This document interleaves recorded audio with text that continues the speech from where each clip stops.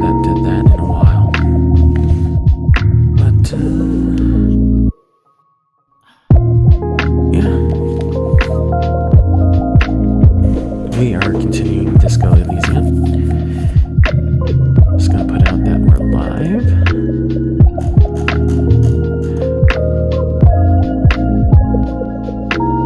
Somehow I will. There. Here we go. Let's see.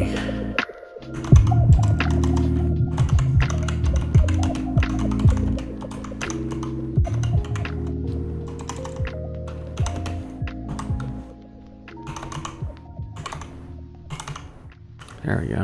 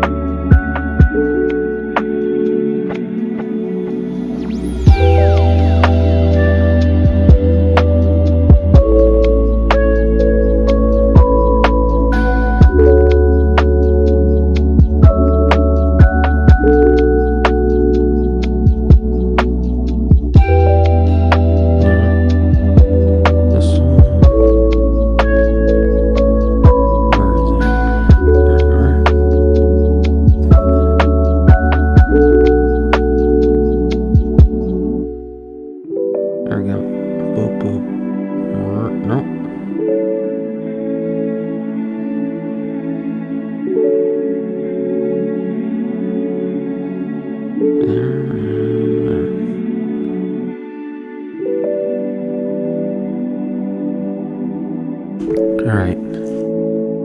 That's done. See, whoop. Turn off the music. Bring up the music here. Switch over. Cool. Alright, continue.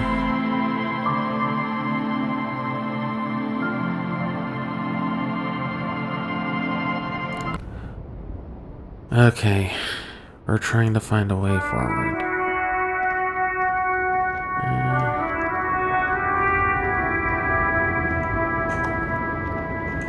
Trying to find a way past that dude. The small, wrinkled woman does not greet you.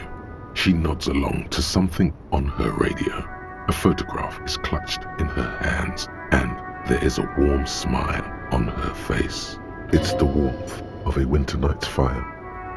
Maybe she could give you comfort and shelter, some cigarettes and food money. Maybe she's your...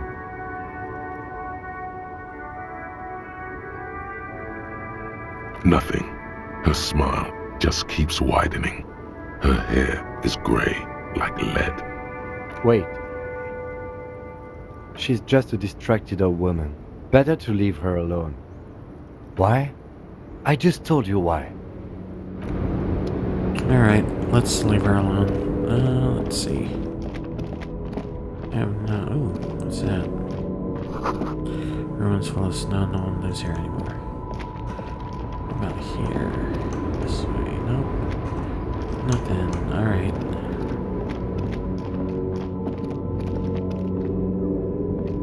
An old monument stands in the middle of the traffic island, pointing toward the sea. It looks as if it's been reassembled piece by piece, secured and mounted in the air with the aid of numerous ropes and rods. A Alright. silver plaque on the statue's pedestal reads, "I am Philip III, the Squanderer, the greatest of the Philippian kings of Revachol, son of Philip II, the opulent, father of Philip IV, the insane." Even by the standards of the Philippian kings, old sumptuous Philip was known for his profligacy.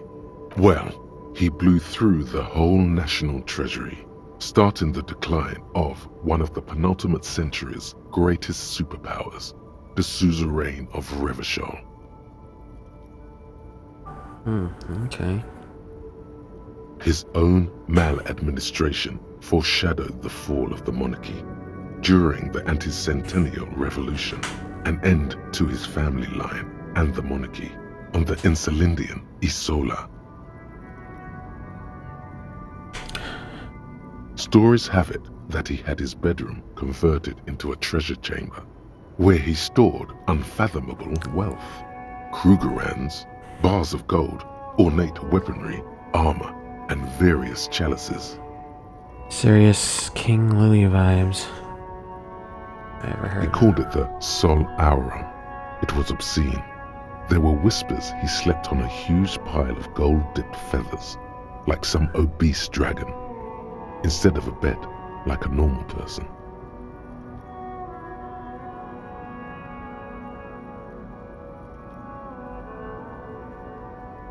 But wait, you haven't even heard about his fabled cocaine addiction. You see, old Philippe wasn't just good at squandering the national treasury on gold and ceremonial weaponry, he was also a prodigious snorter of nose candy. Sounds Not right. just any nose candy though. We're talking Royal Philippian Blow, allegedly twice as potent as the stuff you find nowadays, and purple. Philippian cocaine was purple.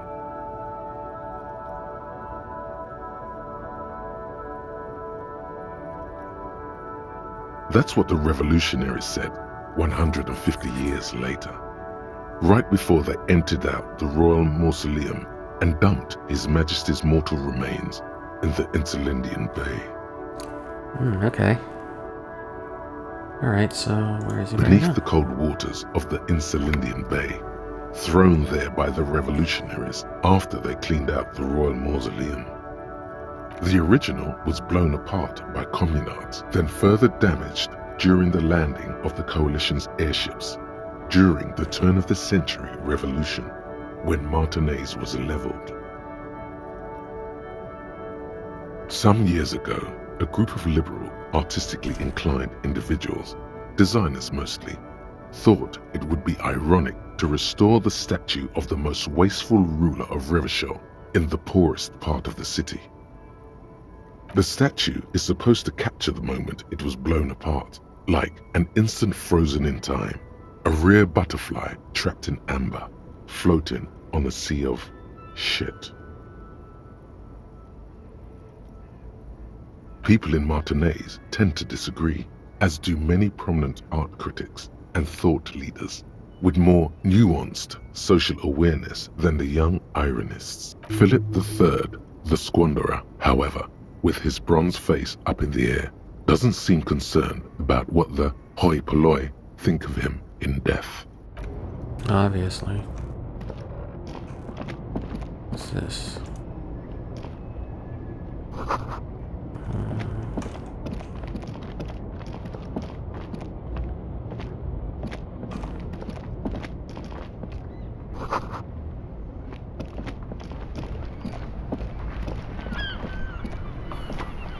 I am a gander and a hunter and a gatherer. Feel like a traveler. A simple little cadence.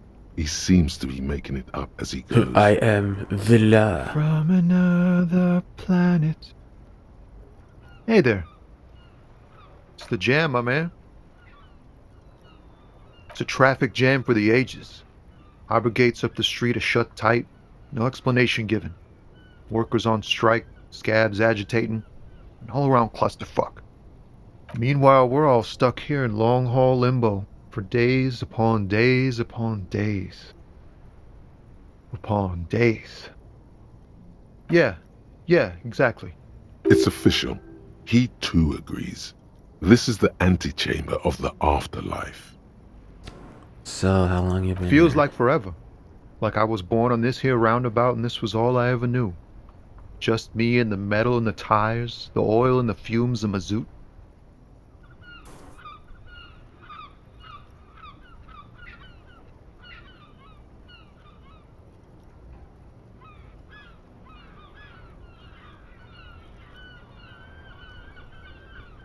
Yeah, imagine. It's been a whole week already.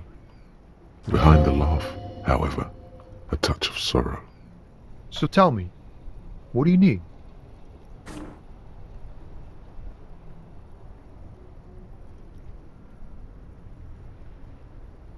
He ain't one of us drivers. I know that. All accounted for. Otherwise, I haven't really asked about that. Been wasting time right here. Keep him busy. Okay. It's easy to see he's telling the truth. He's kept his nose out of the dark stuff. Analyzing the fundamental structural and psychological conditions of being stranded in the midst of a sea of motor lorries and their sad, despondent chauffeurs.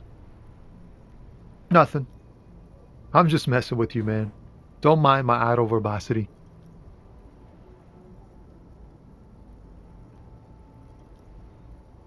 Huh? Oh. No, I ain't got any money. They don't want to pay for unfinished work. The bosses, man.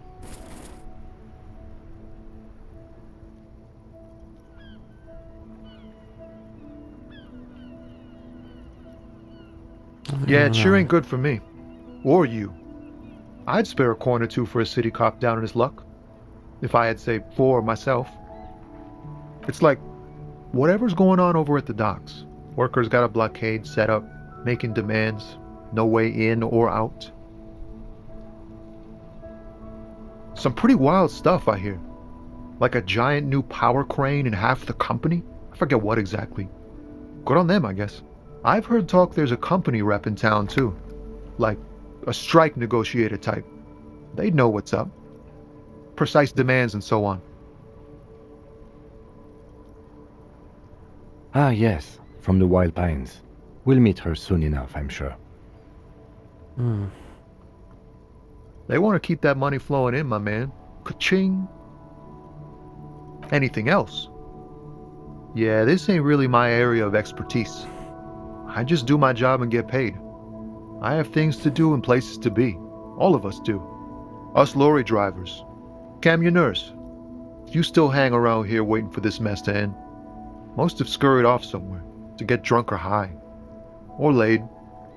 Not that I blame them, really.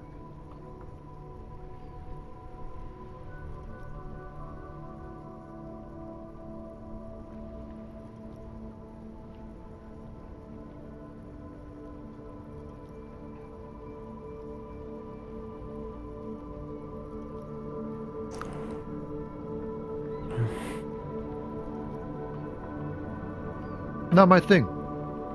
Chasing transient pleasures is a drag these days. I prefer the examined life now. Thinking, reflecting, observing.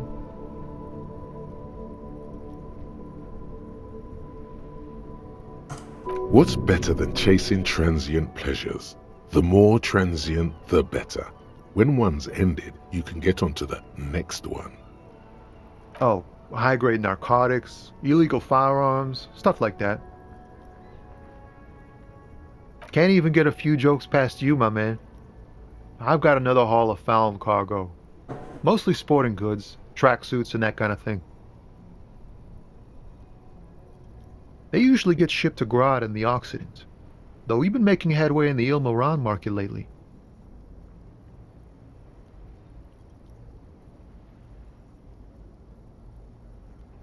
This rockin' beauty. Sure is, like a rash you can't get rid of. You interested in heavy-duty cargo machinery?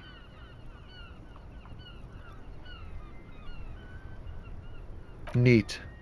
For carrying large quantities of cargo a long distance. These found tracksuits need to find their way to the kids way out in Wamrau and Loran Bird somehow.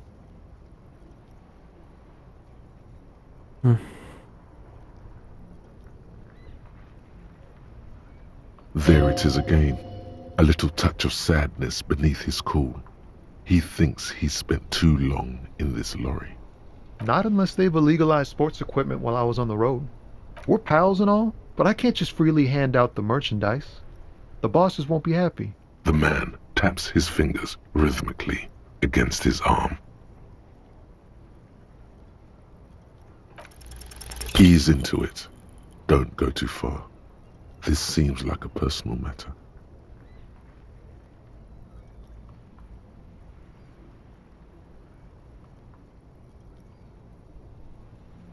I'm okay, man. Just... the jams got me down. The fumes, the chemical rainbows, the tarpaulin stretched on the frames and the dull engines off.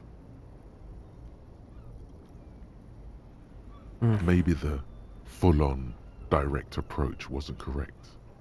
Damn, it's tricky business looking into someone's eyes. Don't be a stranger. Alright. What's this way?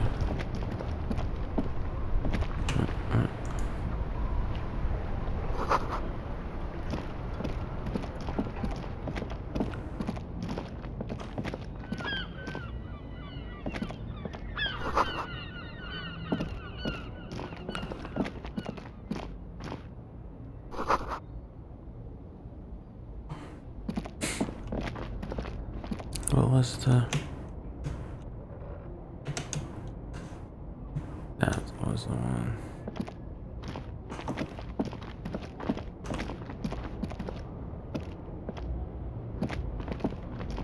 There's a pile of cheap sunglasses in a small box, a variety of shapes and colors. You like sunglasses, officer? I've got the latest styles right here. Abort. These are hideous. What's more, they don't even fit your face. You can feel them pinching your nose and chafing against your brow. Damn, officer! You look like a mega secret spy. Very secret. They're practically made for you. I'll let you have them for 2 real and 50 cents. They're perfect for concealing your bloodshot and baggy eyes. No, you are definitely not buying those. Are you sure? But they look so good on you. You should think this through, officer. These are all boring. Boring third-rate ho-hum sunglasses made of cheap Syrahese plastic, the kind of plastic that melts in the sun. Those UV stickers are almost certainly just there for the show. If anything, these lenses probably direct more UV light into your pupils. A UV magnifier.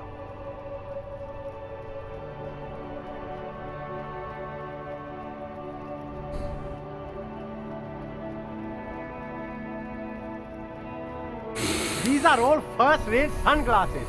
Premium design, superb material, very cool, UV resistant. These will definitely keep your eyes safe and cool while doing your dangerous police work. No luck. All you find is this lime-colored cellophane visor, produced by a bargain sportswear brand called Amphibian, apparently. There's a malformed green frog on its bent cap. Oh, that visor is perfect for you, officer. It'll definitely keep the sun out of your eyes while you're shooting criminals. Bang, bang! And all for a mere 6 real. I hope not. You don't like it? Sure, Square Joe. No problem. Let's get you some real shades. There are clothes inside. Cheap second-hand clothes, smelling of strangers' body odors. Don't be shy. These are premium class clothes. Good quality fabrics, best retro design. Save the economy with your style, officer. You find your hands deep in tattered and faded garments made from weird polyester blends that make your body itch and sweat in all the wrong places. Alright. Economical but also trendy. Look first hand, buy second hand. Keep the economy moving. Something cold grazes your hand. Synthetic and sleek. A windbreaker. Surf, it says, but also wind, summer, 100% waterproof, and sport. All in different typefaces.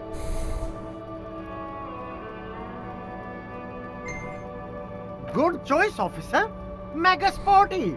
And it's only $450 for you, sir.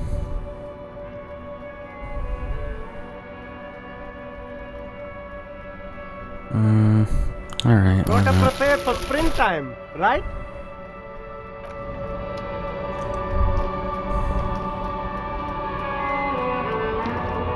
You see two lowly, defeated speakers, thralls, slaves basically, perched atop them like conquerors surveying the land.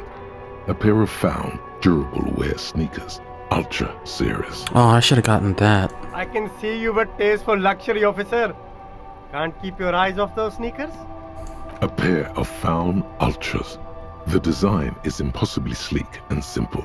A futuristic silhouette with a sleek monochrome colorway, a jet black upper, and a silver-lined midsole. Those sneakers, mister. Those sneakers are the latest found sneakers. Super air, super fine, super cool. Only 50 real. Wow. Only? That's madness. Alright. Fuck that shit. You see a Samaran street vendor surrounded by a motley assemblage of goods. When he realizes you're looking at him, his face breaks into a wide, welcoming grin.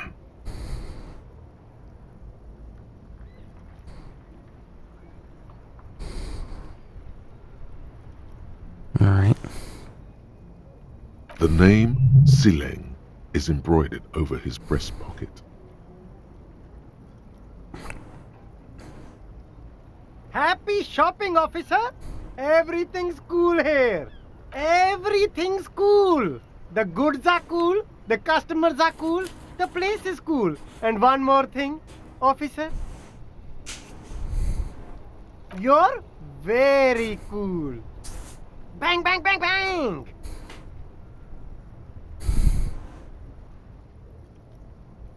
Oh, yes. You got style. You got personal style. You know what you like. Thanks, bro. I appreciate it. You like premium menswear. Look around and browse. Everything looks cool on a guy like you. Take your time. Take the time, do it right. Don't be distracted by the flattery and funny man act. Questions. Only the coolest goods in Revachol. I've got sneakers, speakers, extremely comfy pants too. Try them on right here.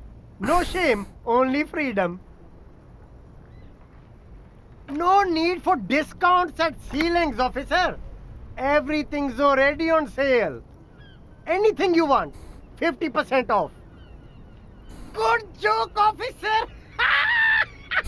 And we don't have permits. Just economic freedom. Take a look around. You glance around the decrepit buildings, the miserable weather, the sidewalks strewn with sunflower seeds and a dust-choked air. It's beautiful. Beautiful freedom. It is, yes. Anyone can set up their shop whenever they feel like it. That's right. No permits, no bureaucracy. That's why this city and its law officials are so cool. If you wanted to be cynical about it, you could say we are here to protect the interests of property holders. I'm not, however. My man, officer, you make all this possible. Without you, this climate would be extremely bad for business. You're part of the Gossamer state.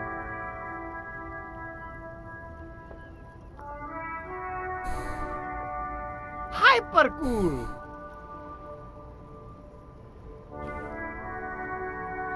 I'm an entrepreneur of anything for you.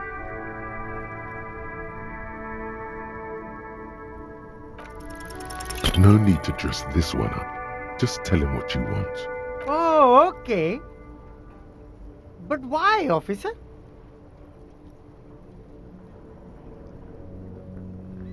Ah, yes. Money is very important. Are you trying to ask for a bribe? If so, you're not doing a very good job. Sorry, detective. Lame. Lame.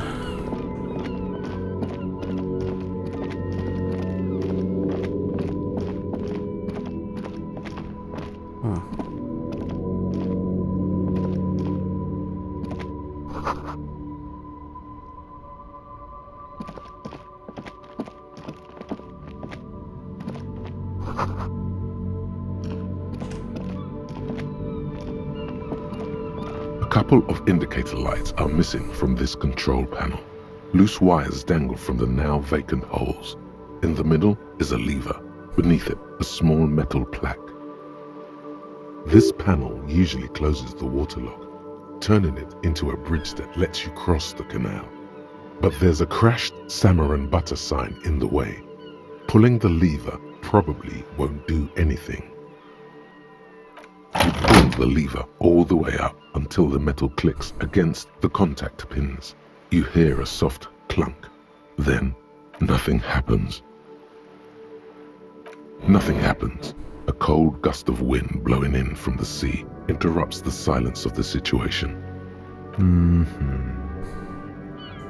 A spring brings the lever back to its original position. You still need to close the water lock to get across the canal. Some other way.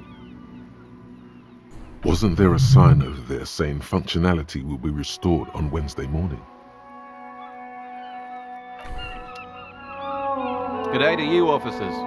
A burly man hangs out by the waterlock, carving up a generous serving of salami with an old hunter's knife. His eyes are fixed on a man stranded on the other side of the waterlock and on an enormous billboard that has fallen down into the canal between them. Alright. My friend Barry the Butcher is stuck on the other side of the waterlock. I'm keeping him company and eating his salami. Alright. From the corner of your eye, you see a man in a yellow shirt and grey overalls waving at you from across the canal. He seems disappointed about the wreckage on the waterlock and the salami. Very good stuff. Anything I can do for you, officer? I wasn't here to witness it, but those look like tire tracks on that sign. Weird, huh? Then again, plenty of dead drivers in Rivershoal.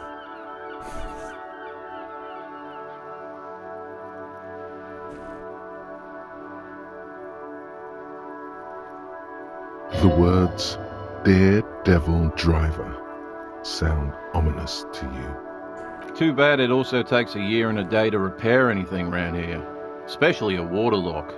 The rest of the coast is closed off till then. It's supposed to operate the waterlock, but as noted, it's all junk right now. Disabled because of the blockage. Safety measure. Turns out the panel needs a special key to be reactivated. Wouldn't want anyone moving the waterlock with debris still in the channel. It'll be restarted on Wednesday morning. You want to do the honors when the time comes? Great! Just drop in on Wednesday if you want to see the waterlock at work. They say the canal crew will be here at 7:15. The coast part of the map is inaccessible until the third day. Oh, we're still on day one, huh? Alright. Well, there's the fishing village, an abandoned fish market, a bizarro church. Not much use to the congregation, Bizarro though. church. There always seems to be something wrong with it. Bizarro church. Yeah, not really much else. Just bombed out ruins. Sure thing. Want some too, officer? Why not? Let's see.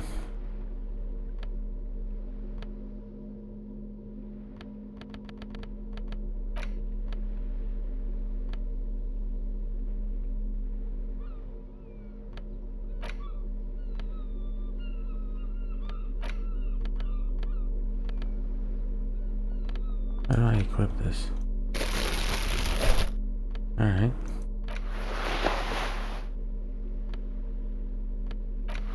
It looks better than that. Let's see.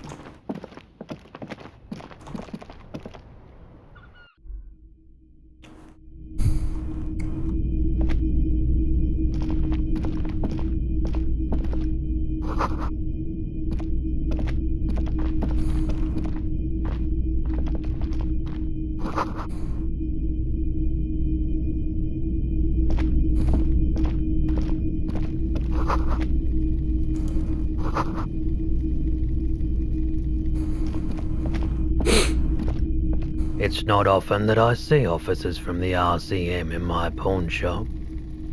What can I do for you?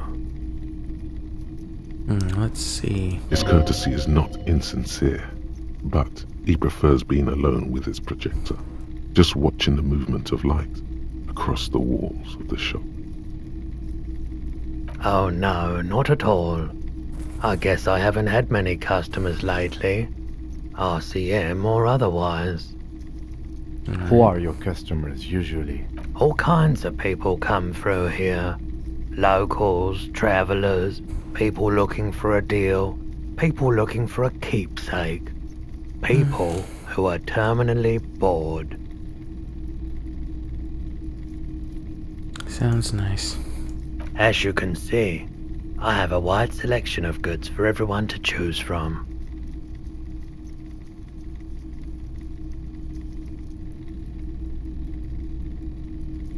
It keeps me entertained. Entertained? He might be high. If he is, on what? Okay, he definitely is high. Whatever it is, you've probably done it, and many other things besides. But you can't cut through the jumble of sensations to get to the answer. A guarded man like him wouldn't tell you if you asked out loud. I doubt it, but I can try and answer any questions you may have. I do my best to keep my distance from all manner of butchery. Bad for business, bad for everyone. I do my best to keep my distance from all manner of butchery. Bad for business, bad for everyone. The pawnbroker's gaze is already fixed on the dancing colors. Let me have a look. Anything else you're thinking of selling?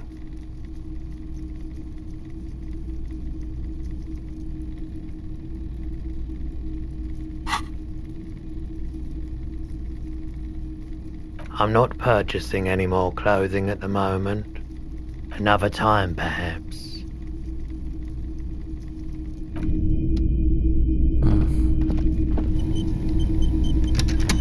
You see rows of toy soldiers guarding the rest of the trinkets displayed on the table.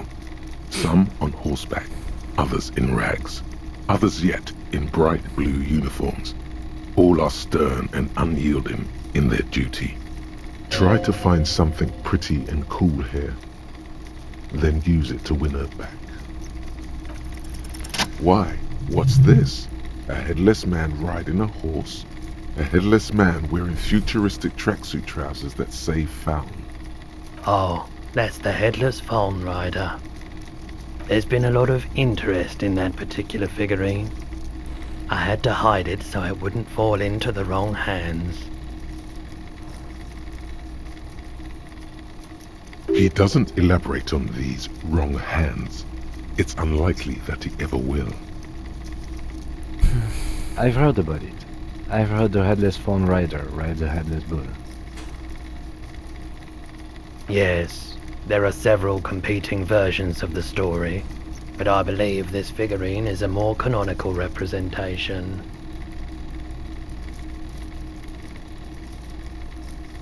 The Headless Phone Rider. It's an urban legend about a man who rides the streets of Revachol sporting a fawn tracksuit. As you see, he's missing his head. 50 cents. Bargain price. I'll throw in the tiny cap too. I think he's looking for it, or something. Did I mention that this figurine is supposed to be lucky? Always carry it with you. This set of soldiers isn't meant to look impressive. A few have rifles, but most of them carry pistols. Some even shovels and tall sticks. You're probably talking about the revolutionaries, yes? Yes, they are soldiers, revolutionary soldiers. I think their poverty has been exaggerated for effect. When you place them next to the royalists, it doesn't seem like they could possibly win. Okay, I don't like either set too much, to be honest. Alright, let's get out of here. Doesn't seem particularly helpful to be there. Let's see. What's that? Do that.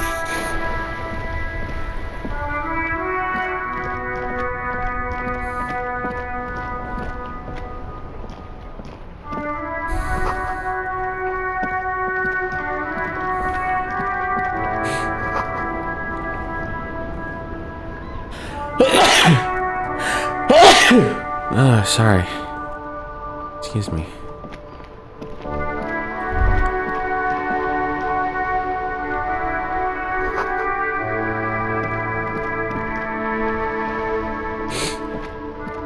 Life doesn't need to be a struggle.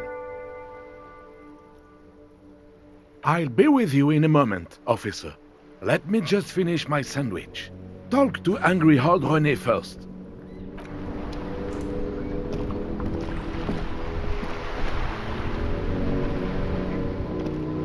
Have you no shame? Whining about your back every time you bring out the measuring tape. René, you're a man with a fork in a world of soup.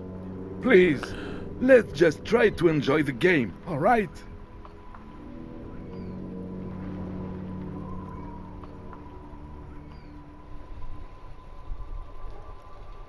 I'm trying to, but you keep breaking my concentration. You're old. I can see that.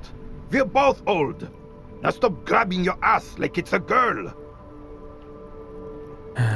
These manly men are playing balls. This is a ball game. Grab a ball and play it. Don't ask questions. Shoot first. Ask questions never. No, you got this. There's the ball. You're the game. Whoa. Cutscene.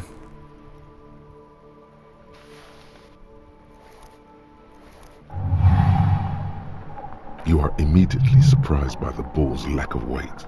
No matter, you'll make it work. God, this is right. You feel the familiar tremble of excitement and adrenaline that precedes every victory. Time has frozen. The cold metal ball is surprisingly smooth against your neck. It has a pattern on it, probably a sponsored ball. Yours would only be covered with bumps of learning and scars of victory. Already your muscles are adjusting to the weight, the nervous system calibrating, until you and the ball have merged into a single entity. The man ball is ready. A chilly breeze ruffles your hair as you stand there, feet firmly planted. All sounds, smells, even the wind, everything fades until the only thing left is the union of man and ball. An embodiment of pure motion, a fine-tuned locomotor running at maximum efficiency. Some would still say you're a cop, but I guess we're beyond that now.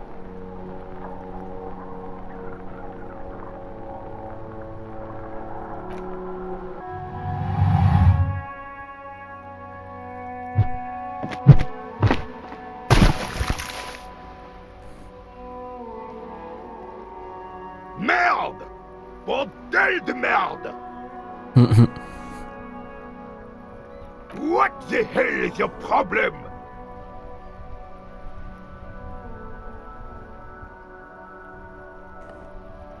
I don't care if you are a cop. You do not ruin someone's game. It's so goddamn disrespectful. Must be allergic to something.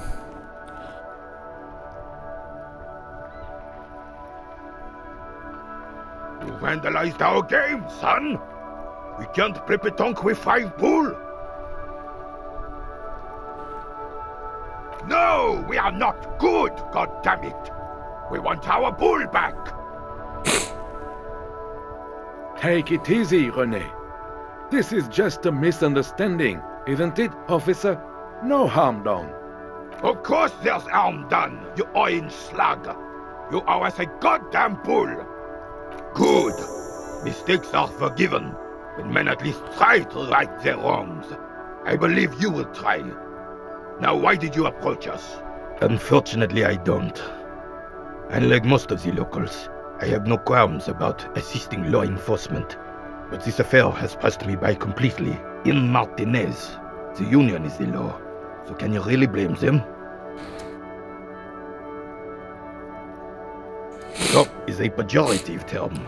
I don't have a problem with policemen. On the contrary, I admire the effort to bring order to our streets. If I knew, I would not be afraid to tell you. I simply don't. I'm an old man, not a coward. The daily business of the riffraff no longer concerns me. Yes, the terrain here provides an interesting variety to a familiar game. I do. Fire from heavy artillery. Why what? Because that's what happens when communists hijack your country, execute your supreme leadership, and turn your capital into a slaughterhouse. You use heavy ordnance to clean up your home. Commies, communists, socialists, anarchists, call them what you like. They just chose the name to feel special. Senseless sentimentality. Sadly, no. It was the foreigners who brought them to their knees. We fought valiantly. Too valiantly. So valiantly we got licked. Should have fought dirty, like they did with their suicide sex cult propaganda and mad anarchist women strapped to shrapnel bombs. We didn't though, and we lacked caliber. God bless him, but the suzerain's cannons simply weren't big enough. Because this place is a damn beachhead. Had to soften the commies up first. Yes, the military coordinated amphibious landing to take back Revachol. Martinez was used as one of the 3 footholds in Revachol during Operation Deathblow in 08. The other 2 are off in Stella Maris and the Delta. This here is Blood Ground, where coalition boots first made landfall and cleaned those rabid dogs out. Most likely, we're playing pétanque on their mangled corpses.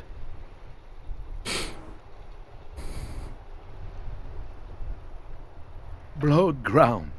You got old René going there. Like he isn't hungry enough already. Don't get me wrong, officer. I love those foreign dogs, but the enemy of my enemy and all that. They're the lesser evil. Damn right, son. They laid the fire of hell on the city before they stormed it. And it worked, too.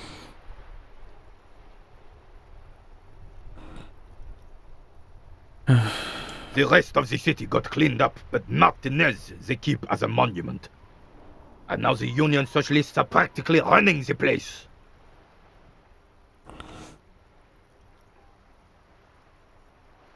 Oops. Oh well.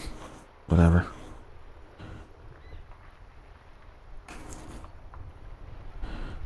Well, it's your own damn fault. You, we, the coalition, Revachol, whoever you want to blame, never finished the job. Wrong Officially, profile shit. the party never surrendered. Of course, they still all influence. Let's see. You don't even begin to truly understand the players at the table, let alone the specific circumstances surrounding the... What do you think?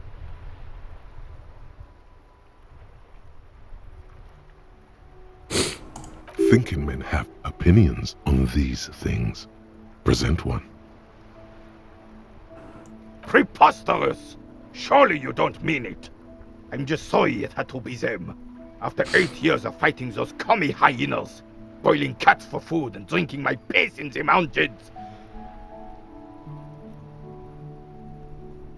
I would have preferred if the Right Honorable King Guillaume returned through Revachol, or even if that damn clan Frisel had risen from the grave and led us. Sadly, that was not the case.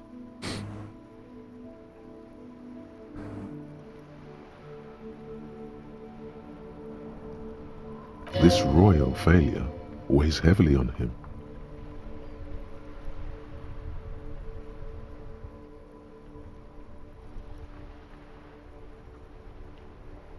Okay. Instead, all that is just, holy, and beautiful in the world was wiped away, and now it's neon signs with toothpaste ads everywhere. Foreign influence peddling garbage and stupid music on the radio.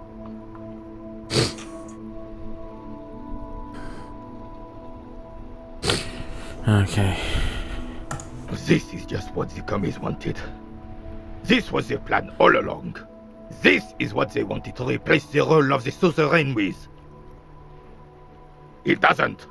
That was 100 years ago. And damn Frisel. He was the king we couldn't protect. The Carabineers failed him, and the crown. He died in the hands of the Hyperlay, in a very public execution. A true king in both blood and mind led Revachol before Frisel. He would have been better, but the damn commies drove him into exile. The suzerain is the king! Has everyone forgotten already? They forgot already. It's no use talking to you. You were still in Daddy's balls when it happened. When we took our last stand against the filth and rode the cavalry straight into gunfire. Ah, yes! King Philip III on his steed. A reminder of what Revachol once was. Oh, absolutely. At the mercy of a cocaine-snorting tyrant who emptied the treasury so he could sleep on a bed of gold. A superpower, feared and respected. A testament to what this country can be under the leadership of a true king. Someone who knows how to rule. Decisively, without fear of offending the sensibilities of the frail and weak-minded among his subjects. This is something the insurgents never understood.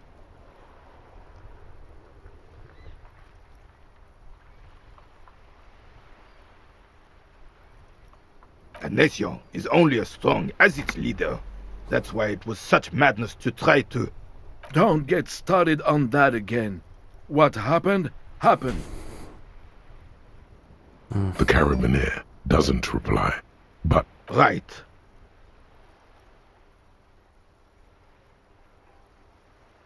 Alright.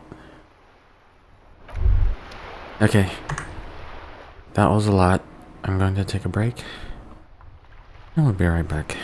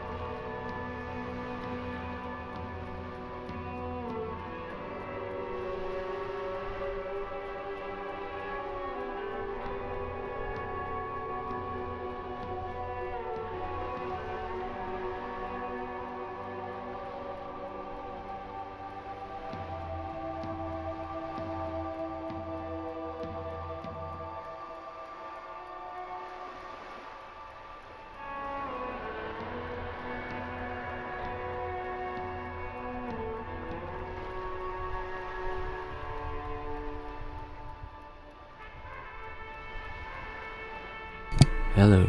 Alright. Let's get back to it. Hopefully, we can get something happening in this story, or this game, or whatever. Let's see.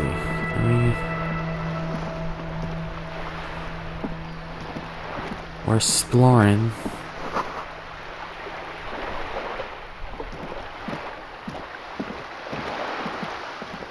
Oh my god.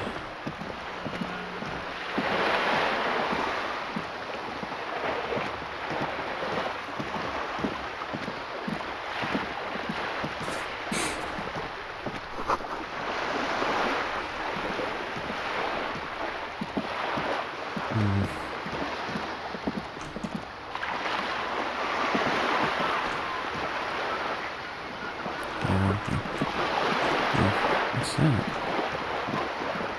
Hey. Psst. Psst. Hey. Yes, you. Word on the street is you're ready to start building communism again. Yes, you're ready to start building communism again. You've built it before. They've built it before. Hasn't really worked out yet. But neither has love. Should we just stop building love, too?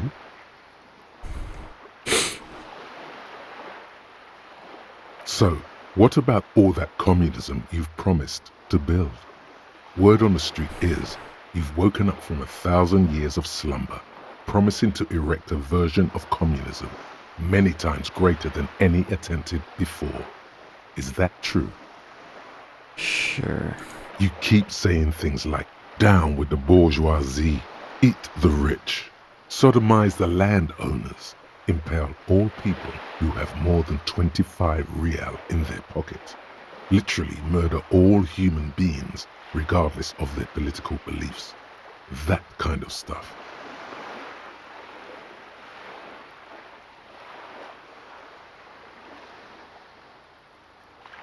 Funky style.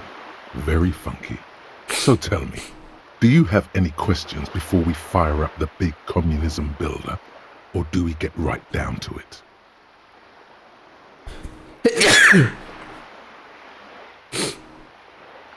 Failure. It's about failure. Yes, abject failure. Total, irreversible defeat on all fronts. Absolutely vanquished, beaten, curb-stomped and pissed on. Until you came along. You will reverse the fortune of the workers of the world.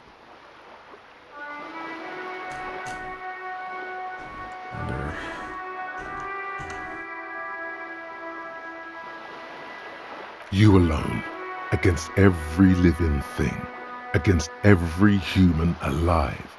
800 trillion real in the hands of an impossibly well-organized ruling class. Towering city blocks of bankmen who have the ears of prime ministers. Million-headed armies of nations and the love of your own mother.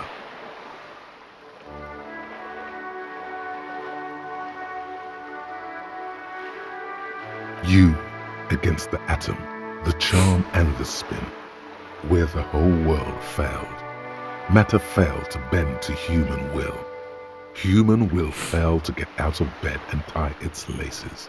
You alone, single-handedly, will rebuild the dreams of the working class. You are the last communist. Now get to work, comrade. Oh yeah. Get the firing squads and the animal wagons ready. Too late to back out now. You can't make an omelette without breaking a few million eggs.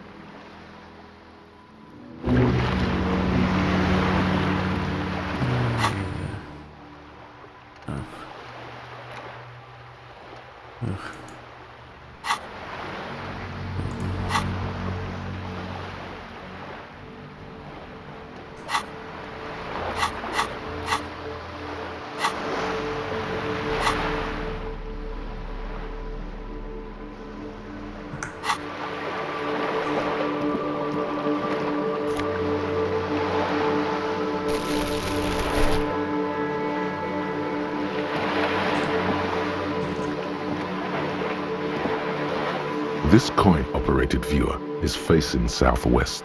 Its coin slot is full of fossilized bubblegum, rendering the machine permanently inaccessible. The metal feels cold and wet under your palm. It looks unhygienic. The metal feels cold and wet under your palm. It looks unhygienic. What Probably some is kids. going on? Maybe I should put that away. I don't know. A simple but clever solution to ruining a coin-operated viewer. It took ingenuity. A thick layer of graffito covers the lenses. You spell out the word Onuk written on the other side, with N and C scribbled backwards. Under the graffito, a sea of blues and greys appear. Behind the water lies a coast studded with concrete and reeds. On it, a church on stilts, lanky weather-worn wooden planks, an X-shaped cross topping its tower. The church looks old and weather-worn. There are no lights in the windows. Around the large wooden building you see chunks of sea ice gathered on the beach, and a small tent set up on the ice.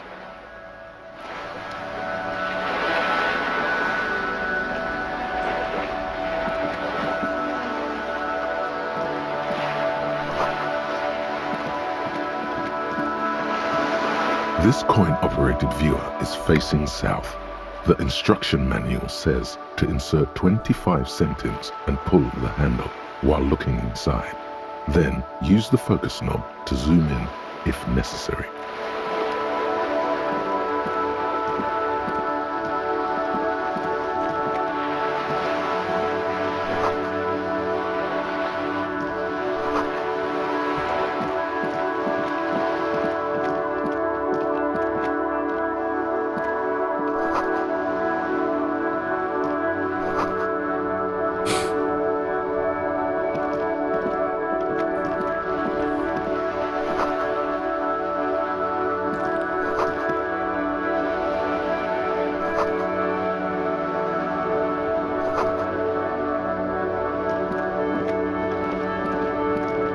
Hello, sir. Step right in.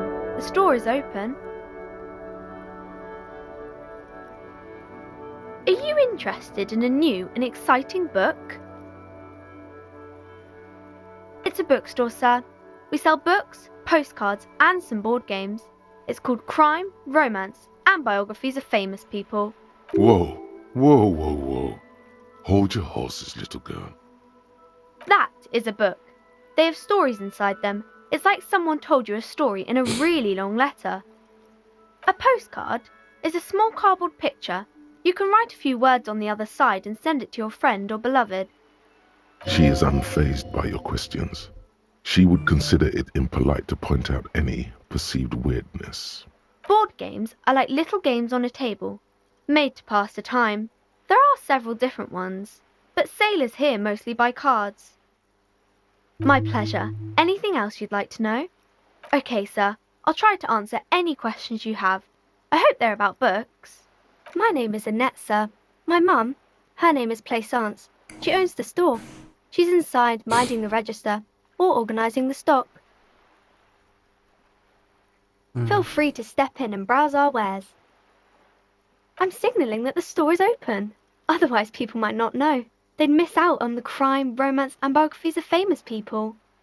A sudden gush of wind turns the pages of the books on the counters.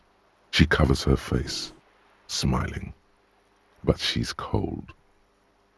Kind of you to offer, sir. What could you do to help her anyway?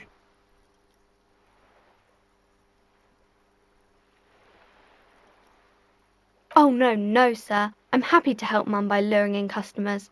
Besides, I have some hot juice in my vacuum bottle to keep warm. I do my studies at home at the moment. I have to help Mum keep this place running. Mum says it's necessary to do both because it builds character. Mum says a proper worker is dutiful. That's how you get ahead in life. You succeed.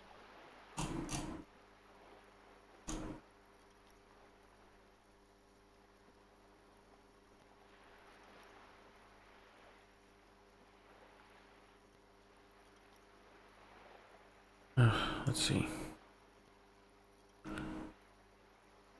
Mum says it's peachy. She was a little afraid at first. There's talk about this house being cursed. Behind her, the window has been boarded up. You sense the boards creaking, twisting for a second, and some kind of doubt in her tense shoulders.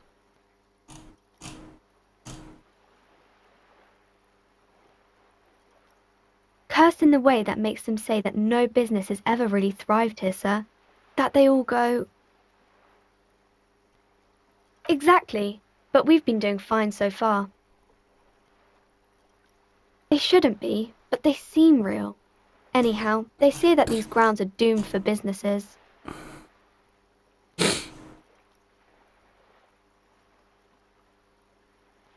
Of course, sir. Crime fiction is about murders or burglaries or things like that, and the work of a policeman or a private detective who's trying to solve a crime and catch the criminals.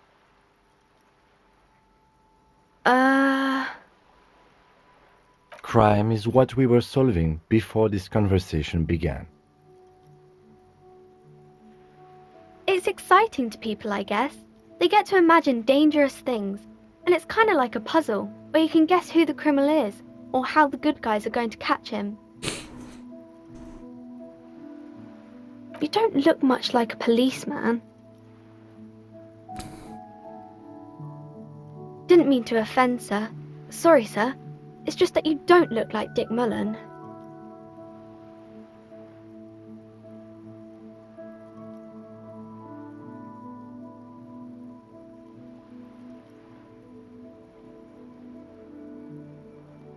Head, yes, but that's like the same thing.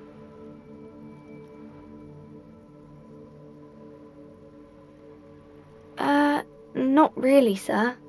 Yes, sir. He's just a fictional character. I understand. He's no match for you. Maybe you can show me some real police work, sir. Like in the books.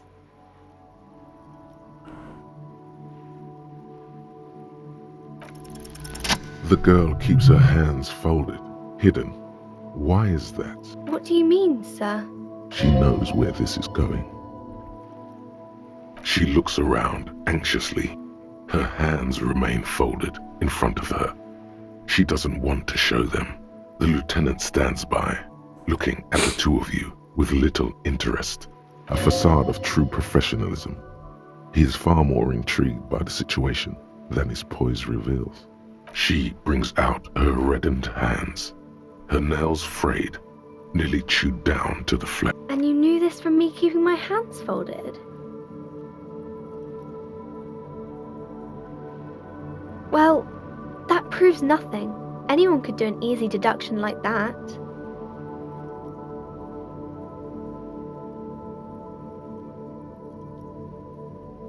She nods, half provocative, half enthusiastic.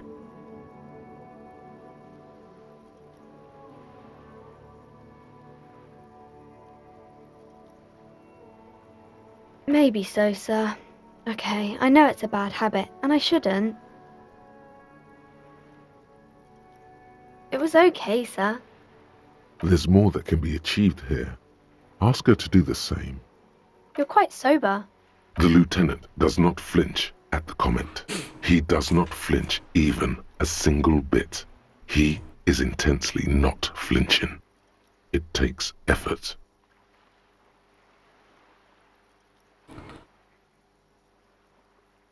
Because you usually aren't. I sure hope you are, sir. There she stands, swaying on her feet, assaulted by the early spring breeze. She smiles at you. The whole situation suddenly feels familiar, somehow.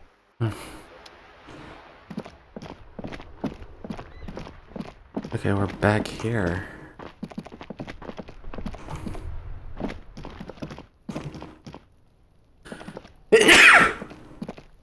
You see a set of tire tracks in the brown slush that covers the plaza mosaic.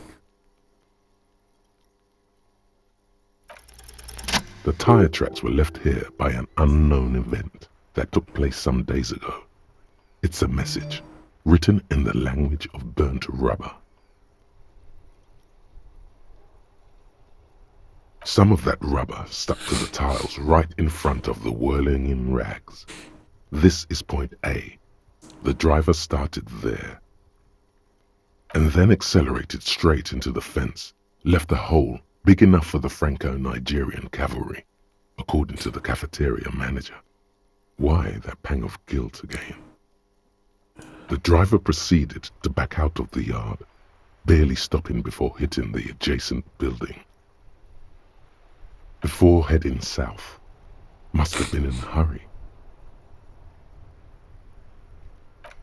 You are correct. This is a rather motor carriage-friendly city.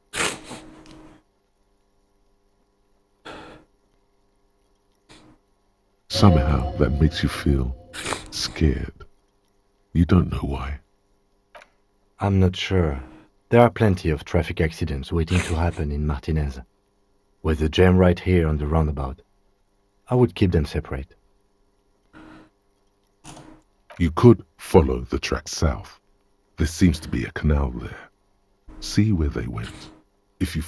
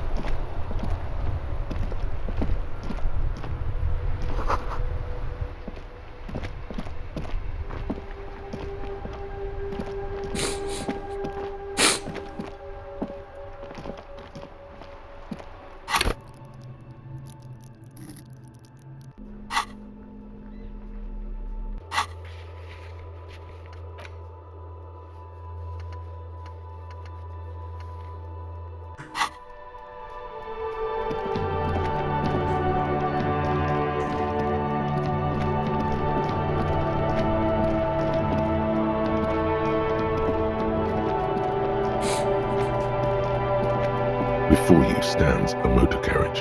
The bodywork is covered in blue and white livery, bearing the number 57. This must be the infernal machine that tore you from oblivion. In the cabin, you are welcomed by a set of steering levers, a radio microphone on a hook, a pull-out toolbox under the seat, and the soft glow of the fuel preheater gauge. The frequency tableau lights up, and a green button labeled Prime Line glows like a feline eye.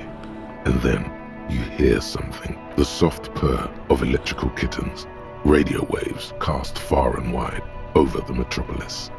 A woman's voice greets you through the static.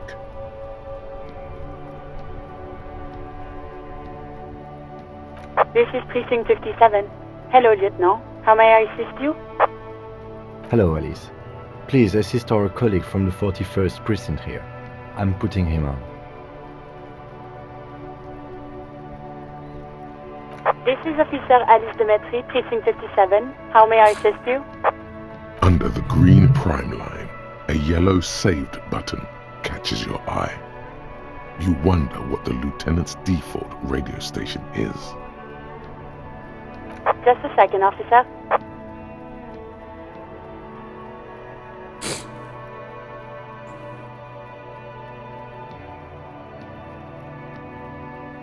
Ten 2, 10-5. This is 41st. Come in. Over. A scrawny old man sits in a dusty cubicle, smoking, with a large white rectangle sewn on his vest. In front of him is a box-shaped apparatus with an array of wires and antennas. The radio switchboard. 10-4, what's your status? Over. 10-18, 10-20, over. 10-18, 10-20, over. State your message, sir. Over. 10-9, repeat message. Over. 10-4, message received. This is a very serious situation. I need to 10-22 the captain. Over. Is it him? What does he want? Says he lost his badge and needs to report it. He what? He lost his badge? This is Communication Officer Jules Pidieux, sir.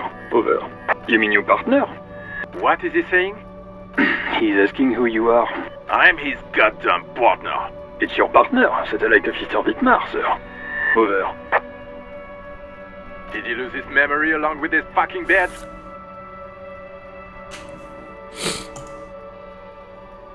Who lost his badge? Dick fucking Mullen. Who do you think? It's Officer Dick Mullen from the bestseller Dick Mullen and the Lost Identity. Dick Mullen is not your name. It's the name of a fictional detective who would not lose his badge. Defend yourself. Immediately. They're laughing at you.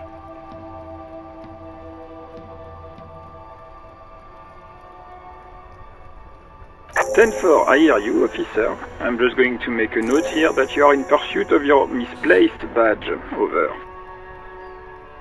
Fuck me. Mac, come here. You've got to hear this. What's going on? Super Cop here lost his badge. He lost his what now? His badge. He lost his goddamn fucking badge. 10-9, come again. I didn't get that. Over. New heights even for Captain Sober. Ask him. Ask him if he's lost his... Sergeant Orson wants to know if you lost your gun too. Check your pockets. Check your... Holy fuck. You don't know where it is, do you? Okay, it's gone. Your gun is most definitely gone. 10-9, come in, officer. Did you get my question? We were wondering about your gun. Over. Lying? Over the phone? It's easy. Just say it like it's the truth. And then it becomes it. He says he didn't. Thank God for that. That would have been a nightmare. I don't even want to imagine the poor prick who has to relay that kind of news to the captain.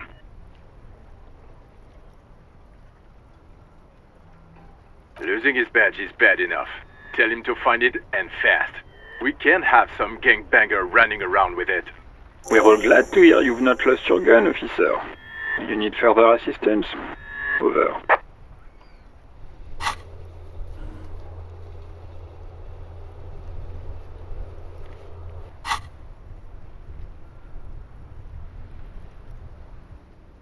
Ten-4, I hear you.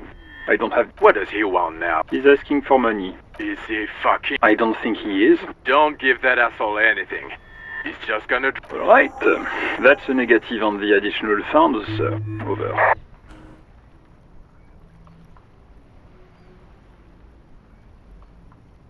He says it's important to the... He isn't getting a red... Request denied, sir. Over. Anything else, sir? Over. Okay, 10-4, sir. Wait. Before you say anything stupid, think it through. Be smart about this. Ask if he's there. 10-4, sir. I'm not hearing your question. That's a negative, sir. I got a 10-12 here. Over.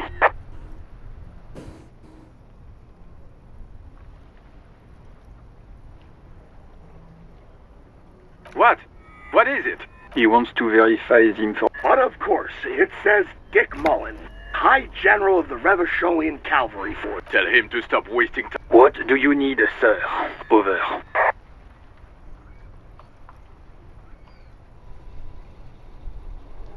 Ten-9, repeat message. I didn't get that, sir. Over. Sir, I will not have you talk to me in this manner. Over.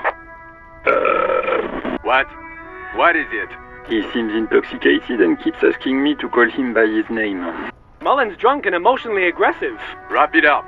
Don't indulge in his drunken antics. Understood, sir. Over. Roger that. 10-10. Over and out. A metallic drawer slides out from under the seat and clicks into place. The tools inside are neatly organized. Take what you need, officer. It's going to be a long case. I'm not protective of my tools, like some men are.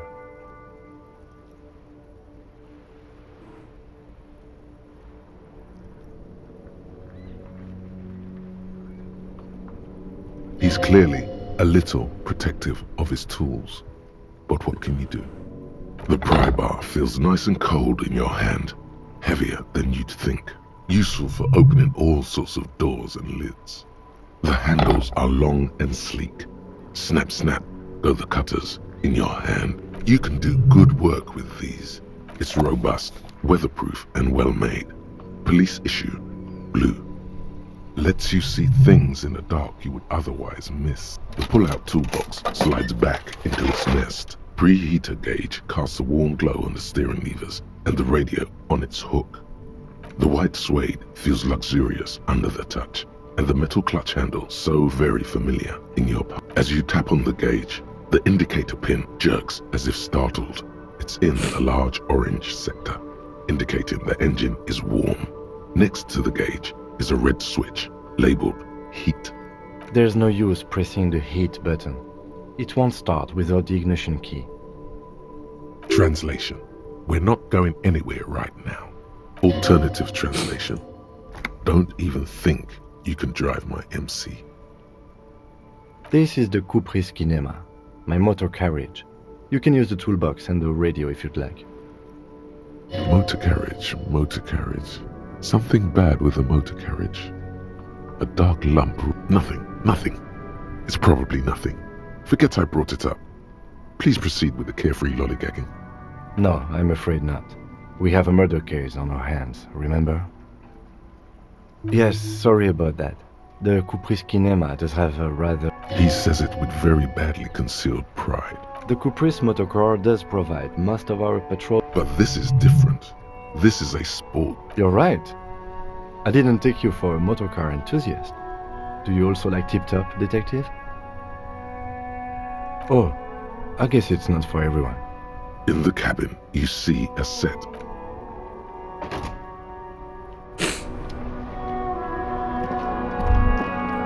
I think I can crowbar that dude now. Let's see.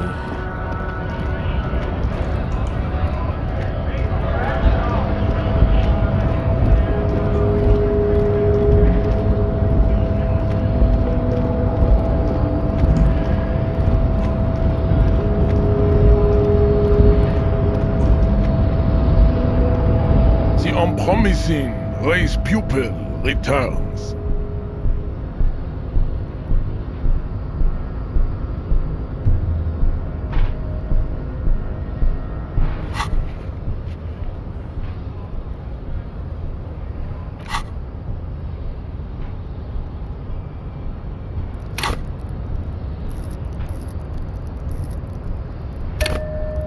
Oops. Shit.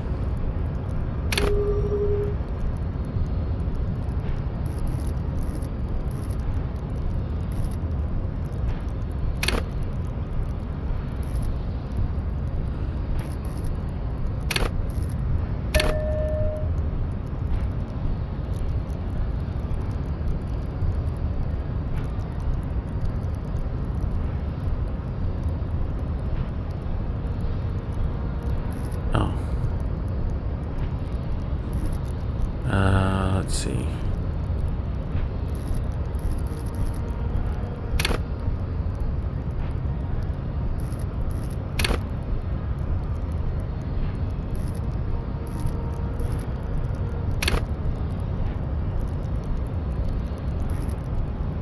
Wait, how much do I have?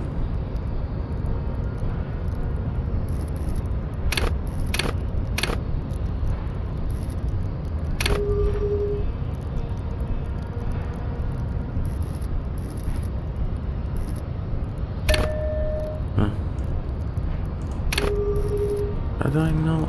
Ah, jeez. Alright, let's do this.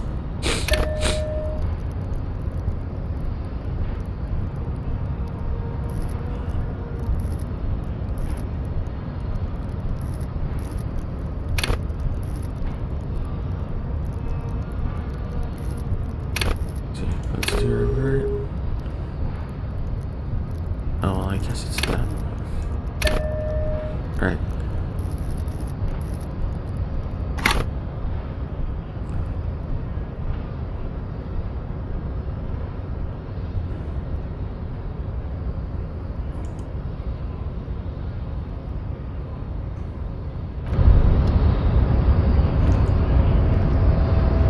promising raised pupil returns.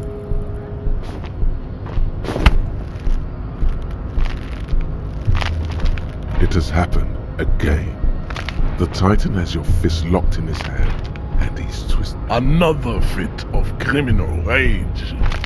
Who are you, in your own words?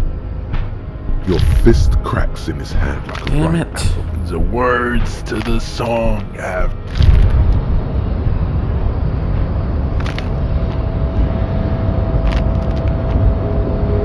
Oh, that's what happened.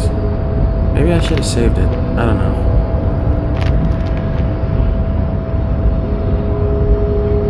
You feel something in your chest, an unnatural pressure. It's spreading to your left arm, your jaw. Very, very bad. All you feel is pain. Cop suffers final heart. Oh, man. Let's see. Oh, man, that's a long... Oh, jeez. Damn it. Okay.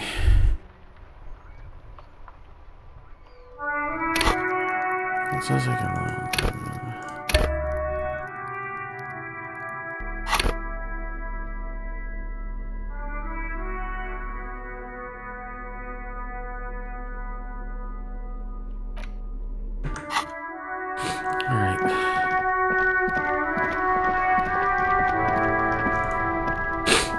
Before you stands a motorcab. This must be the infernal machine. Inside, you see a set of steering levers, a radio microphone, a pull-out toolbox, a frequency tableau, a soft purr. Hello, Alice. Please assist me. Under the green prime line, a yellow saved button catches your eye. You wonder what the lieutenant's default radio station is.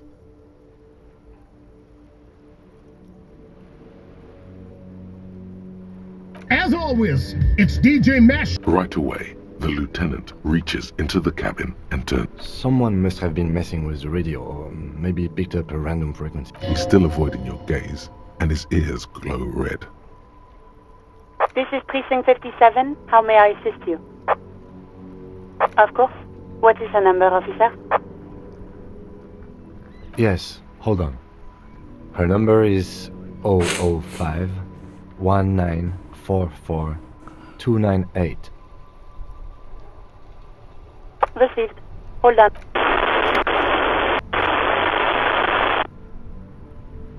Lieutenant Kitsuragi slowly begins to tap a little rhythm. Officer, I have Sylvie Malaika on the line for you. Yes, hello?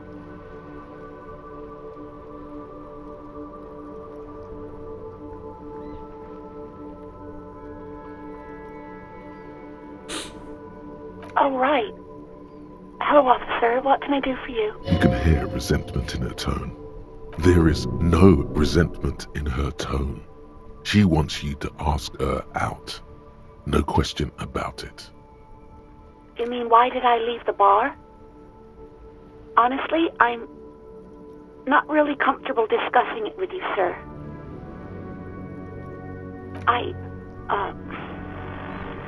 Let's just say I left because I needed to get away from someone. You know whom? Maybe, I don't know. I just know I have to take some time off right now. No, not me. What? Of course it bothered me. But I thought the union already knew about the court. No one calls the police. The union would get angry. You know, what the union says goes. People listen to them and they take care of their own, which is like everyone here. Legally, no. In reality, yes. Martinez is de facto policed by the dock workers. Words are not necessary to feel the lieutenant's discontent for the situation.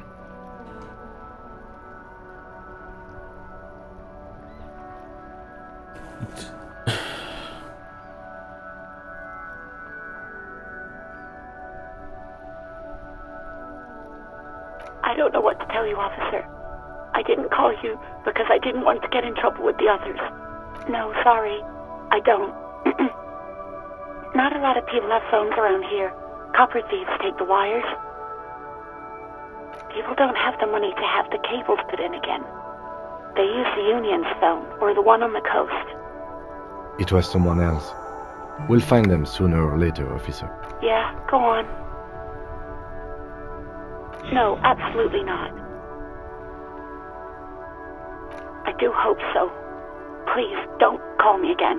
Bye.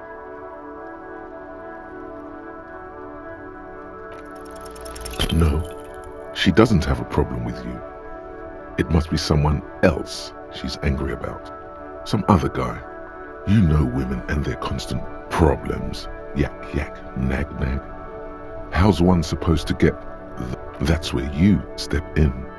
You're Lieutenant Love, matchmaker extraordinaire. Help the poor girl out, lest she turns into a spinster.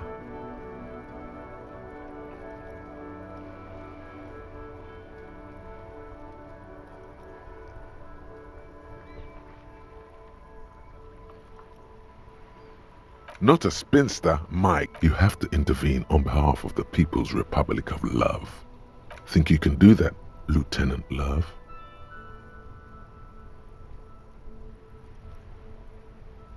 No. What?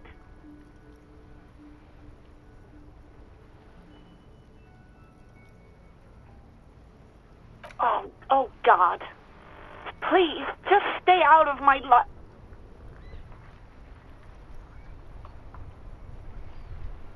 What? What is it?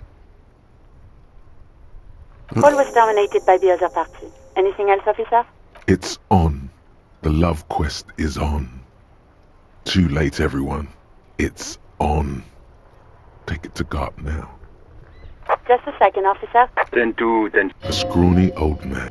10-4, what's your status? 10-18, 10-20, over. State your message, sir. Over. 10-9, repeat message. 10-4, message. Is it him? Says he lost. He what? This is communication. You mean your partner? What is he saying? I'm his... It's your partner. Did he lose his... Who lost his dick? Fucking... It's Officer Dick. Dick must defend yourself. Immediately. They're laughing at you. 10-4, I hear you, officer. I'm just going to make a note here that you are in pursuit of your misplaced badge. Over. Fuck me. What's going on? Super cop. He lost his badge. He lost his goddamn fucking badge. 10-9, come again. I did. New heights, Eve. Ask him. Sergeant Orson wants... Check your pockets. Check your... Okay, it's gone. 10-9, come in, officer. Did you get my question? Lying? Over the phone. He says he didn't. Thank God for that. Losing his badge. We're all glad to hear you've not lost your gun, officer. You need further assistance?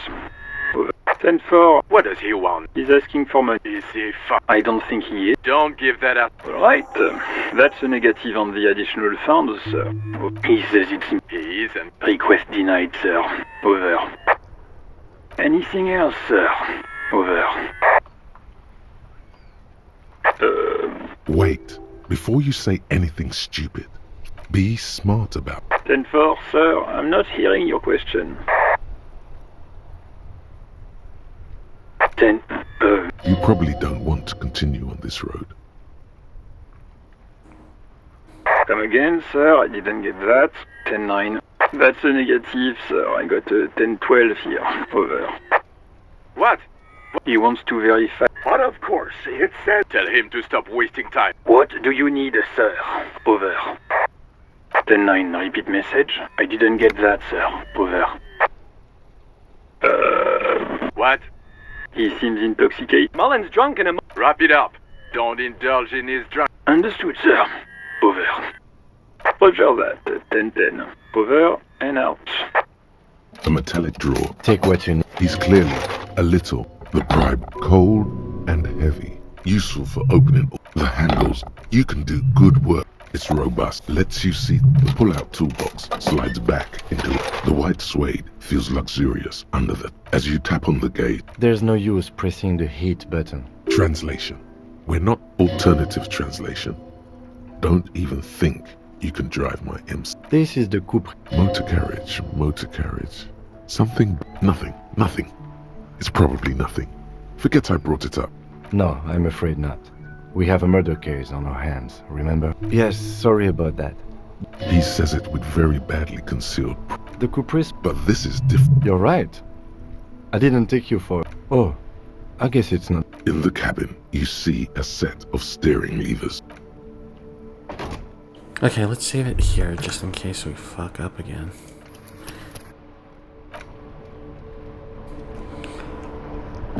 Let's see if we can equip that. Let's see.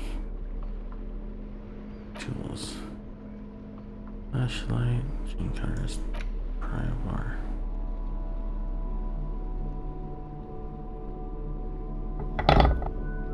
Alright.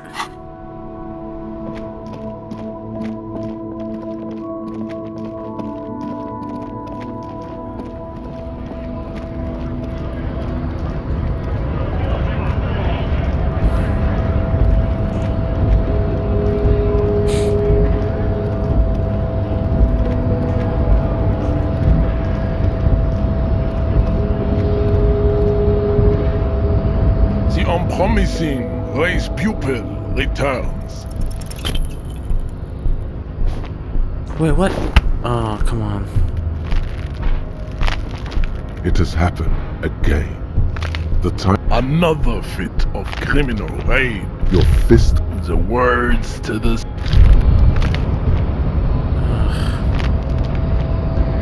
You feel something in your chest. An unnatural pressure. Again, that's great. Okay. Load. Just did that. Alright. Oh,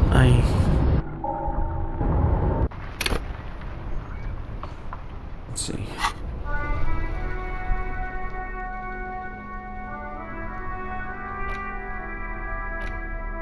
Thought the pry bar would...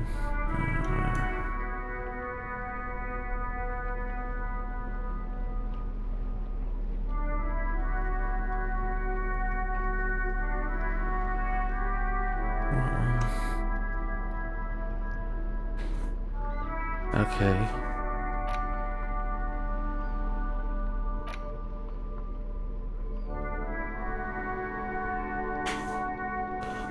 I need a weapon to hit him with, right?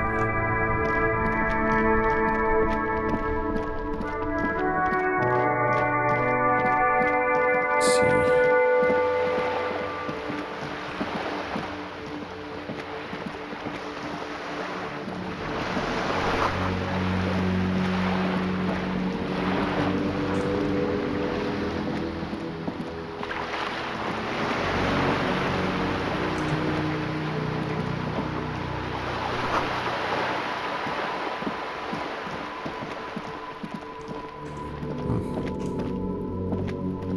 This is a wall on the side of an apartment building. You have no clue. It's so many walls.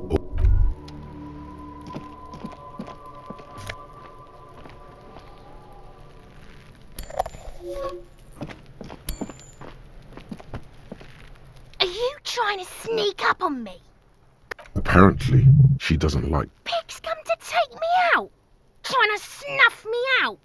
Faggoty! Look at the ass on that! Oh, fuck these kids, man.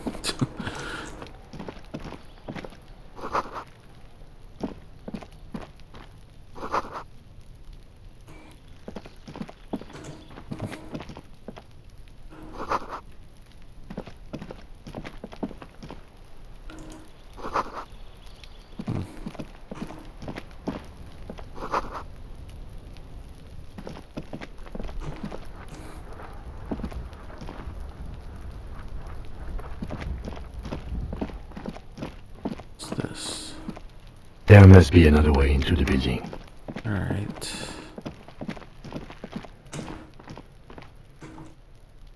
Oh, we could probably use the pry bar to open that. Let's see.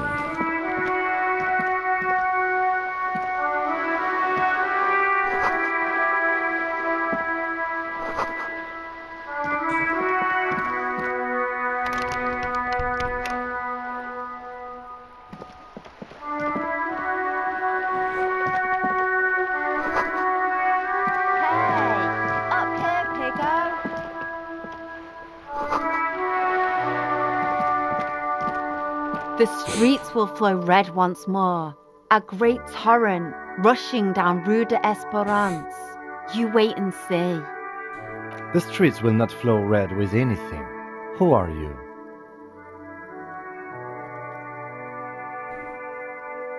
I'm Cindy the fucking Skull. What else do you want to know? Date of birth, blood type, the last time I was tested for Hep C. And here I was trying to be polite. Just can't win with you pigs. The lieutenant furrows his brow at another one of your eccentricisms. Hatred, disgust, it's difficult to tell which of the two is more present in her girlish features. The woman on the boat does not notice her stare. That is on her. Someone's got to keep an eye on her. Probably the Wild Pines rep. We should talk to her. She's a professional negotiator, though.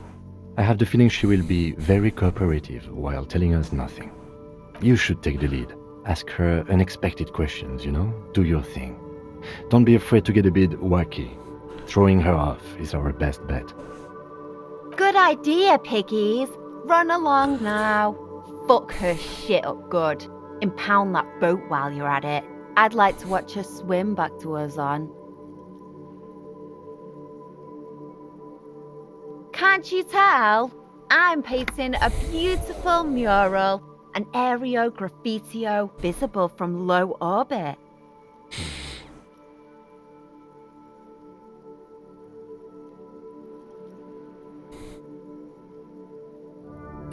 I haven't really started it yet. I'm waiting for the right words.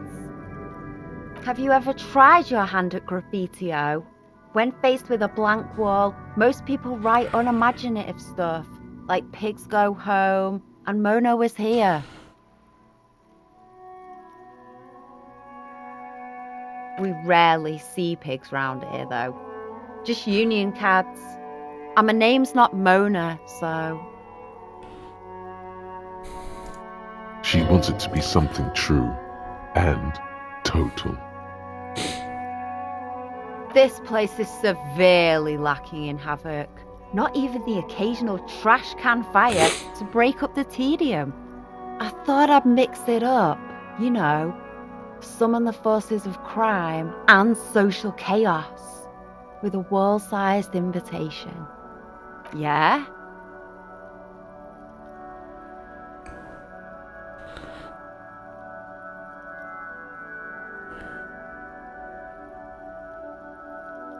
Thanks. I'm sure the inspiration will come to me now that I have an official RCM stamp of approval.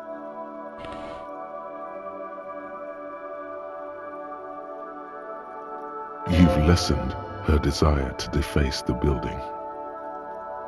I ain't no snitch, pigstein. Go forth and forage in someone else's shit.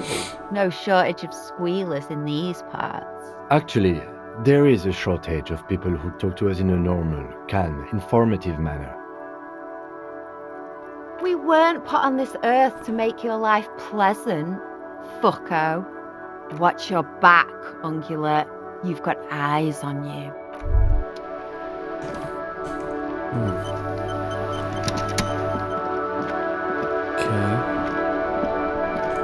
Going here, looks like. A sturdy metal door guards the southwest entrance to the apartment building. It's locked. The door rattles against your knuckles, but there's no response. The door rattles again, but this time you hear an elderly woman's voice calling out from inside. Stop banging on the door! I'm not letting any more strangers inside. Doesn't matter who I am. Now go on, get out of here. Ha! The police? Everyone knows the police don't come round here.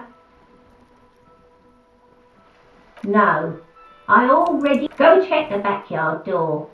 Maybe someone there will. Backyard door? There must be another entrance to the east. Madame, I assure you, we are real police officers. There is no reply.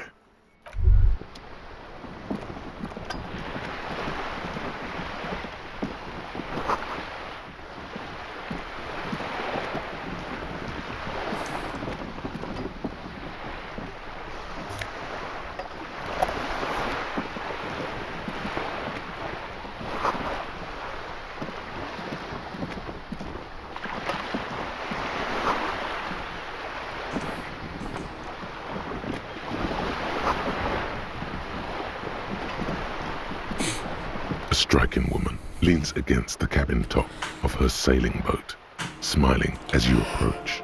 Her green raincoat glistens with droplets. A silk scarf is tied around her throat.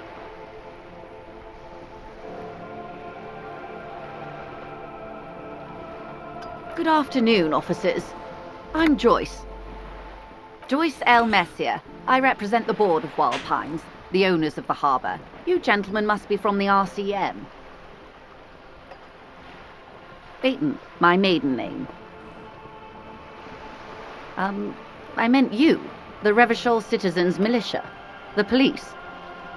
Nothing, honestly. I've said it to every drunk in town, and you're the first one who's responded. Relax. She meant it in jest. I'm glad to see you here. Like steel, there is strength there. If she wanted, she could sink her nails deep into your skin. I was dispatched to handle a strike, not a lynching. Anything I can do to assist the RCM in this matter, I will, gladly. That is good to hear, madame. My colleague will take the lead on this interview. I should let you know that he is recovering from an unusual medical episode. Very unusual. But I can assure you of his ultimate competency. How interesting. I wish you a swift recovery. In the meanwhile, you have my full cooperation, and the full cooperation of the Wild Pines Group. Why, yes I am. Of course there are. We're on an archipelago. How else are you supposed to get around? Yes, we are. We are on Le Caillou. We are. And the city of Revachol is on the island of Le Caillou. I haven't seen anyone else drive a souped-up Capri Kenema motor carriage either. Actually, that motor carriage has been specially issued to serve as a patrol and pursuit vehicle. I think after this, it's for crossing long distances in the greater Revachol industrial harbor. It's not a toy. Neither is this. A toy, I mean. It's a machine for crossing long distances in the Bay of Revachol. The boat? No. It is called Cor de Leyte 19 because that's the type of sloop it is. It's a pleasure craft, a 19 pacer. It also happens to be rated for Category 1 racing, though these days I mainly use it for business. My sloop? I like it a lot. It's the eel's hips, baby. I'm enjoying this part of the interview. It has so little to do with the murder we're investigating. I really do, the lieutenant thinks. Is she thrown off yet? He's looking at the woman, assessing her. Officer, I assure you I'm a highly qualified pleasure craft operator. The crowns of her teeth are porcelain, white as the boat's hull as she smiles. Qualified pleasure craft operator. So charming. Where's the damn license? I just renewed its safety inspection last month, officers. It is completely seaworthy. In fact, it's taken part in not one, but 2 insulindic regattas. Even finished once. The other time, I would have finished the race were it not for an urgent work matter, much like the one I'm on now. Actually, you don't. It is a little-known fact among those who police that the Wayfarer Act specifically denies the RCM the authority to demand anyone's operator license. About the boat? Good. What we do? I'm afraid I don't speak for Wild Pines as a whole. It's a giant undertaking. The Pines' core competency is logistics. Container shipping, freight, that sort of thing. See those airships there, blinking? Those are the shipping side of things. And that is the terminal. Another subdivision deals with energy, oil and gas exploration, offshore platforms. I'm not at liberty to discuss the company balance sheet, but I can tell you that last year, the company booked more than 20 billion real in revenue. A billion? 20 billion is a large number, but the conglomerate employs 72,000 people. They all need to be paid. Then there are capital improvements, interest payments. A conglomerate the size of the Wild Pines is like a shark. If it stops moving, it will die. Then what becomes of those 72,000 families? It's a tremendous responsibility. They started as an exploration and cargo fleet conducting trade between the Samaran and Insulindian Isolas 250 years ago, when pine ships explored the South Seminese and charted Lomantang on behalf of the suzerain. Centuries Jeez. of care, deliberation, and madness have gone into this endeavor. Vessels pass through the great unrest to re-emerge with apricots in tow. The logic of the system is totalizing. It's taken everything from its employees to build it. You mean aside from being the terminal's legal owners, who are responsible for moving 8% of the world's cargo?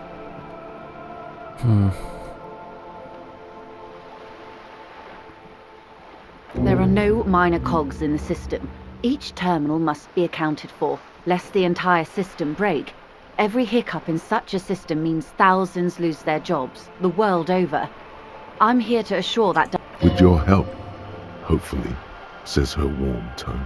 Everything. Right up to, but not including, trade secrets. First, you'd have to repeal the Emergencies Act of Trade in Aliments that gives me the right to silence. It's quite the octopus.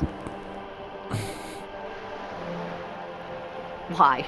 By throwing off half a century of foreign domination under the Coalition. Unfortunately for you, the Coalition also leases you the right to police West Revachol. Oof, jeez. But I am derailing us. You wanted to know about the strike. I believe the official title is Senior Labour Negotiator. In practice, I'm a grocery clerk. I relay the union's demands to Wild Pines and return with Wild Pines' counteroffer. And how are the talks going? They're not. That's the problem. The union stopped all negotiations a week ago, after that awful lynching took place. Now they won't even let me into the harbour. There's a 2-meter-20 racist behemoth blocking the gates. Let's say I was not making the kind of progress I'd hoped for when I first arrived. And when did you first arrive? I arrived 3 weeks ago. Yes, in the middle of February. The bay was still partially frozen then. I prefer to do these things on site, like the RCM. But the strike began in December. I wasn't the original negotiator here. I took over after Mr. Gaumont hit a wall with Mr. Clare, the union boss. Mr. Clare refused to speak with Gaumont despite concessions he'd granted the union in prior negotiations.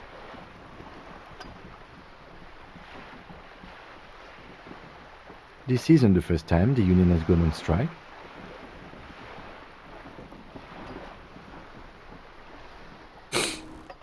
Heavens no. There have been 2 prior strikes. Both times the union won significant concessions, including overtime pay and a medical plan. This time their demands are more, I guess you could say, aggressive.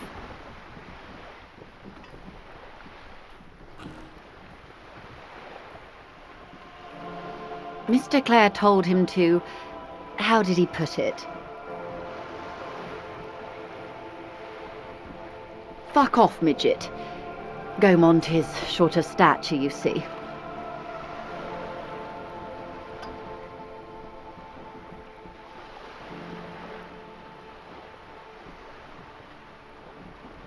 Yes. Keep in mind, this is a negotiator Mr. Clare has worked with before, and who was more than fair with him and the union.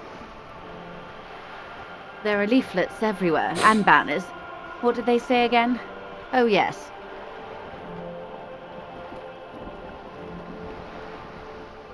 Every worker, a member of the board. Then you might also like their other slogan, Demand Democracy. Personally, I don't think it has the same pizzazzo as every worker, a member of the board. It's quite simple, you see. Every time the Wild Pines group makes a decision about what, about anything really, it needs the signature of each of the 2,200 workers in its Martinez terminal. Just so you understand, this is but one of 22 terminals owned by Wild Pines. Essentially, not only are they kings of the company, they are also kings of the 72,000 employees of Wild Pines Group.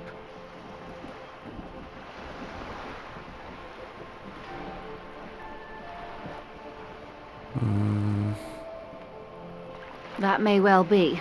It's not up to me to decide who is king, but as negotiations go, it's not a swell start. I'm not sure. Naturally, I assume that was just their opening position, a hard-nosed tactic with a side of mockery. But there's been no follow-up, just the same nonsensical slogan repeated over and over again. And now, people are getting lynched, I hear. Behind the whirling in rags. A disastrous situation if there ever was one. Excuse me, from whom did you hear about this lynching? I first heard it from the bowyer at the gates. The one whose very name advertises his aversion to work. I think he said it was, "Call me mañana." This checks out. The scabs? You mean the huddled masses of Jamrock, come to plead for work where the Union refuses to? If they were organized by Wild Pines or its affiliates, then it would be a company secret. I could not share it with you. Not right now, at least. It's implied. She's open to discussing this matter with you at a later occasion. Everard Clare is a man of the utmost integrity. If you can say one thing about him, it's that he always puts the interests of the workers first. Of course not. Everard is fantastically corrupt. I imagine he has a thick, viscous goo where you and I have blood. He is the most corrupt individual I have ever seen, and I deal with men like him for a living. If there is anyone more venal, more irredeemably nepotistic, then it's his twin brother, Edgar. Yes, Edgar looks exactly like his brother, except for that lazy eye. He also talks exactly like Everard does, and when one's term as foreman is up, the other takes over. It's how they circumvent the term limits, you see, with a funny little switcheroo. While in office, they've embezzled God knows how much of their workers' dues. The Débardeurs Union was once a perfectly normal institution. 20 years ago, anyway. It must not have been easy to establish under the Emergency Act, but they did it. I can respect that. Organised labour at its best, as they say. Then something happened in the local chapter elections. The brothers Clare came and transformed it into a... how do you say? A mob. The Débardeurs are a crime syndicate. Sad as it may be, I suspect we'll be forced to cooperate with them. Refreshingly honest, officer. The company has tried appeasing in the past, but I'm afraid our concessions have only emboldened Everard and his brother. And your opinion, detective, if I may ask? I'm a curious and talkative person, you see. Would you say the Débardeurs Union is... Why do you think so?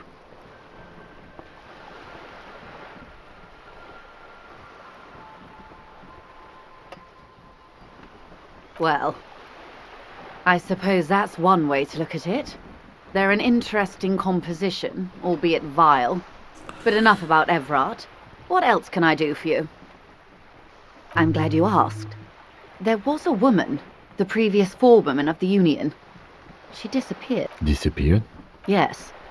On the last day of the local chapter elections, her daughter phoned in and said she wasn't running anymore, or coming to work.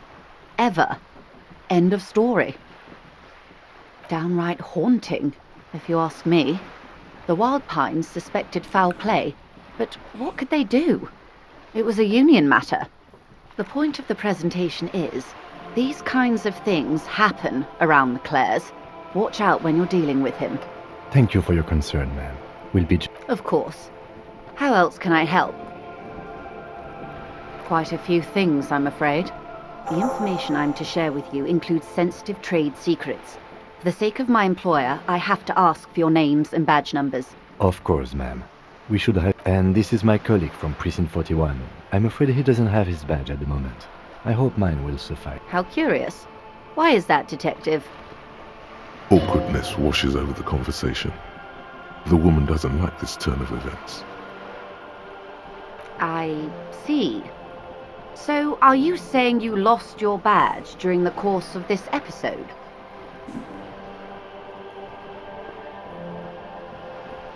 I can't hear you, darling. Speak up, please.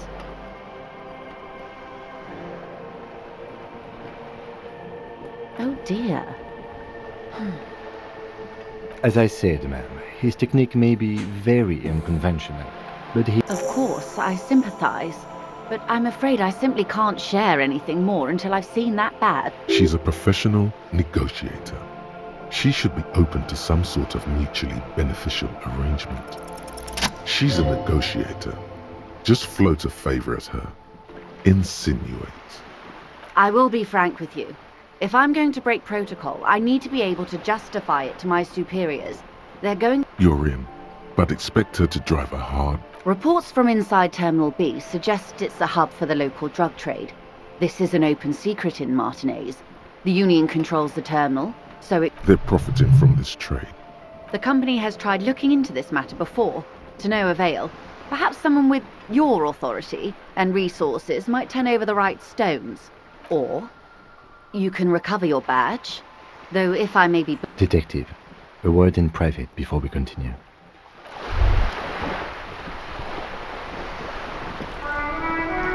This is not going quite as I hoped it would, Detective. Honestly, I was expecting you to use your unorthodox technique to keep her off balance, and not volunteer us to be her henchman. This woman is running circles around us.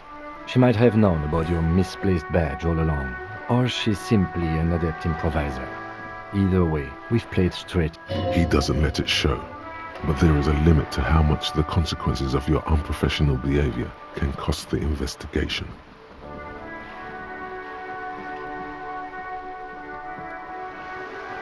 No. If there is reasonable suspicion, we must investigate. Otherwise, she could claim we're siding with the Union, or that we are on their take. What I propose is, we ask her, then we investigate, briefly. But do not share the outcome of this investigation with her. We tell her it's done and demand for her information on the lynching.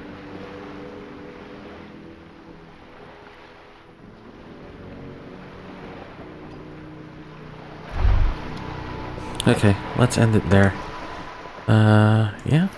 Thanks for joining me for another day of investigation in the world of Disco Elysium. We'll continue there next time. Until then, bye.